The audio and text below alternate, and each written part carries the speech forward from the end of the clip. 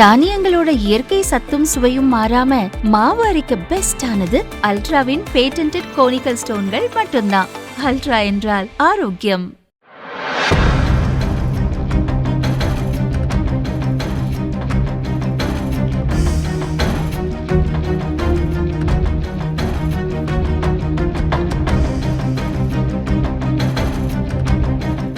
கரூர் சம்பவம் தொடர்பான வழக்குகளை விசாரித்த சென்னை ஹைகோர்ட் விஜய் மற்றும் அவரது கட்சியினருக்கு எதிராக அதிரடி உத்தரவுகளை பிறப்பித்தது.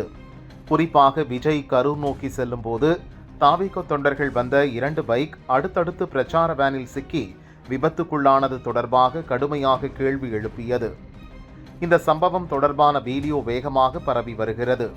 இது தொடர்பாக வழக்கு பதிவு செய்தீர்களா, பிரச்சார கேரவேனை பறிமுதல் செய்தீர்களா என்று போலீசாரை பார்த்து அடுக்கடுக்கான கேள்விகளை கோர்ட் எழுப்பியது.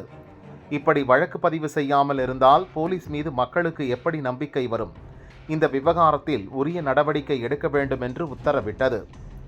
இதையடுத்து சம்பவம் தொடர்பாக வழக்கு பதிவு செய்து விஜய் பிரச்சார கேரவேனை போலீசார் பறிமுதல் செய்வார்கள் என்ற எதிர்பார்ப்பு ஏற்பட்டது. இந்த நிலையில்தான் சம்பவம் தொடர்பாக கரூர் போலீசார் விசாரிக்க ஆரம்பித்தனர். வீடியோவை ஆய்வு செய்ததில் சம்பவம் கரூர் தவிட்டுப்பாளையம் சோதனை சாவடி பக்கத்தில் நடந்தது தெரிய வந்தது. அந்த ஏரியா வேலாயுதம்பாளையம் போலீஸ் எல்லைக்குள் வருவதால் இது பற்றி அவர்கள் வழக்கு பதிவு செய்தனர். PNS 281 என்ற பிரிவின் கீழ் விஜய் பிரச்சார வேனை ஓட்டிய டிரைவர் மீது வழக்கு பதிவு செய்யப்பட்டது.